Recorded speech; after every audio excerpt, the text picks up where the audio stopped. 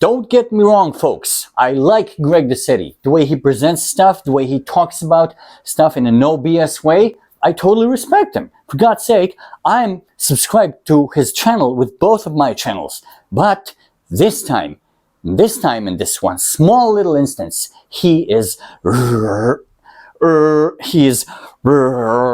this thing is so hard to pronounce.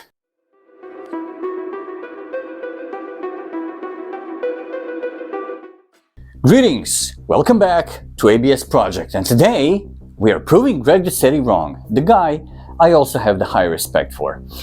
This is the video in question where Greg states that showering, cold showers and ice baths may have been proven to be detrimental for muscle growth, meaning that instead of letting delayed onset muscle soreness work its way and work its pathways for muscle repair and rebuild, that you're actually diminishing some of those gains because you took a cold shower, and cold shower took away some of the effects of that delayed onset muscle soreness. This is what he basically says in his video. Let's talk about using ice baths to help with recovery after training.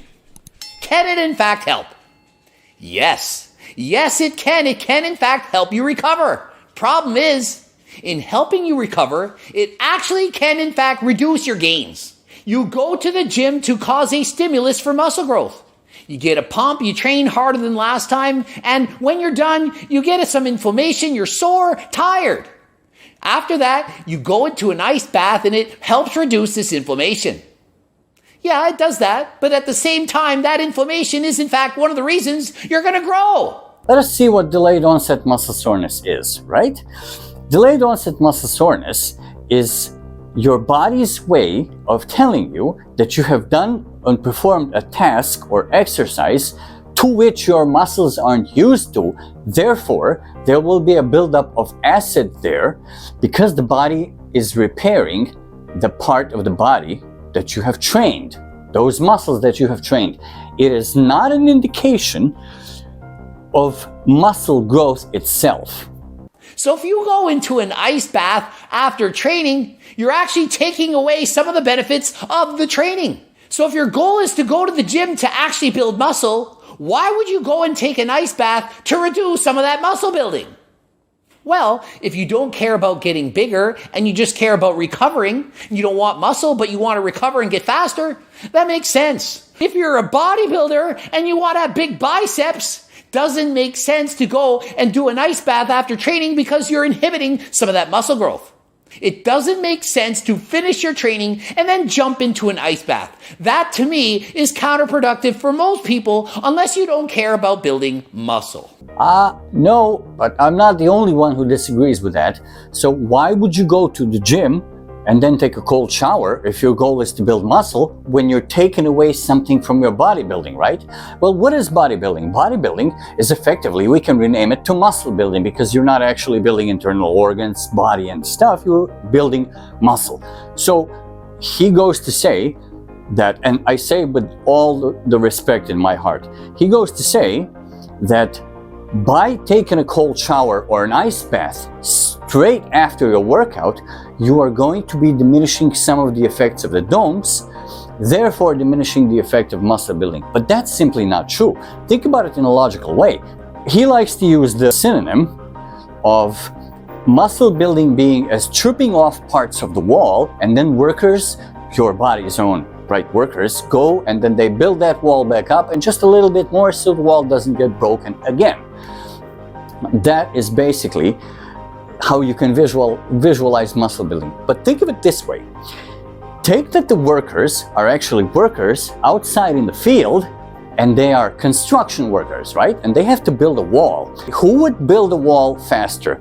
The workers who are working in a sunny day, in a cozy weather, and they're being burned by the sun, they're enjoying the weather, and of course they are going to slack off. Of course they're going to work slow because it's warm already, you know? They don't want to work harder because it's a hassle to work in warm weather. Who the hell wants to work in a suit in the summer, putting all those nails in, repairing walls, putting bricks up on the scaffolding? That's hard work, man. But if you give the same task of a broken wall or repairing some kind of a building wall in freezing weather, they're going to hurry up. They're going to put those boots on and put those gloves on and put the suits on. They're going to work hard and fast to repair that wall so they can go back into the cozy room and rest with their wives. And from this statement right down here, it says that it isn't an indication of quality stimuli to the muscles. It only means that you have hit the muscle hard enough the way you haven't hit it before. That being said, I will emphasize once more that I have the highest respect for Greg Doucette. His channel has been a staple of my learning for years and years already, and I seriously respect the dude.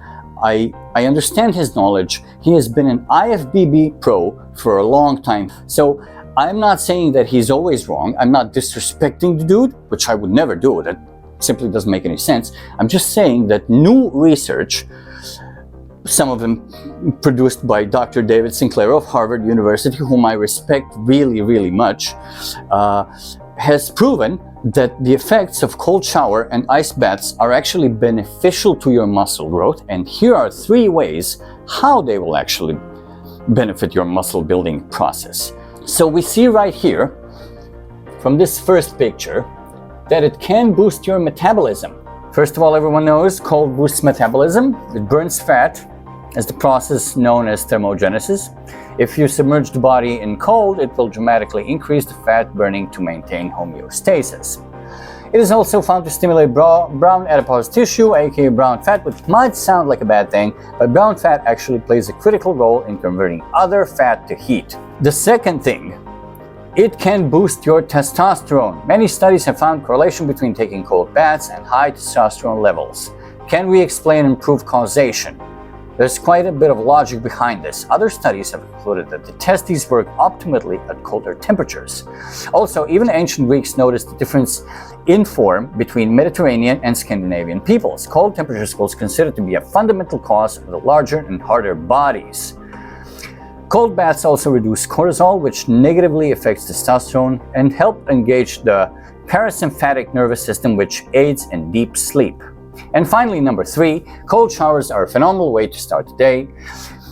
It may seem counterintuitive that something that helps you sleep can also be great in the morning, but think about it like a workout. It stimulates the release of antidepressant endorphins, stimulates blood flow, spikes the heart rate metabolism, and activates the nervous system connecting mind to body. Also, the mental discipline requires to douse oneself in freezing water is much sharper in the morning. So there we go. With these 3 things shown and explained, it is an indicator that not only it will not hinder your progress for muscle building, it will actually improve your progress for muscle building. And just to prove that I'm not saying this doing just a little bit of research online, I myself have been practicing cold showers for the past 5 years, and I've noticed not only that I regenerate faster after a workout, meaning that I can work out more often and more frequent, I've noticed that my veins look better, sharper. I've noticed that I rest more and sooner for the next workout. I just feel overall better. I feel younger. I feel like my joints have healed more over time than actually deteriorated, which if you think about it and do a little bit of David Sinclair research, makes a lot of sense. It will also increase the production of sirtuins, which improves longevity and works in other pathways, to which I will talk about in the longevity video. To wrap this video up, thank you for watching. Greg Doucette, big love to you, my friend. I still learn from you and from your videos. Just in this one little instance, you are wrong. Thank you for joining me. Subscribe to my channel, and I'll see you in the next one.